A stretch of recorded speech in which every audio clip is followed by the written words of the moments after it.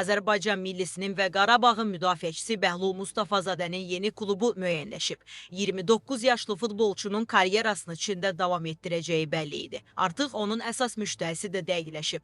Globalinfo AS Futbolinfoya istinadən məlumat verir ki, həm yerlimiz Çin Super Liqasında mübarizə aparan Shenzhen Pink City ilə anlaşmaq üzrədir. Mustafazadənin transferi ilə bağlı bütün detallar müəyyənləşib. Qarabağ bu keçiddən müəyyən məbləğdə gəlir əldə edəcək. Futbolçu özü də yaxın günlərdə Çinə yollanaraq münasibətləri rəsmiləşdirəcək. Əlavə edək ki, 2017-ci ildə yaradılan Shenzhen Pink City ilk ilində Həvəskarlar Liqasından 2-ci liqaya yüksəlib. Orada da 2 mövsüm çıxış edən komanda 2020-ci ildə 1-ci liqaya vəsiq əldə edib. Shenzhen Pink City 2023-cü ildə 1-ci liqanın çempionu kimi Super Liqaya yüksəlib. Komanda 16 komandalı çempionatda 2024-cü ildə 14-cü, 2025-ci ildə isə 12-ci yeri tutub. Çin millisinin sabiq futbolçusu Chen Tao'nun baş məşqçilik etdiyi Shenzhen Pink City'də əsasən yerli oyuncular çoxluq təşkil edir. Komandada həmçinin 2 Braziliyalı və 1 İsrailli futbolçu da var.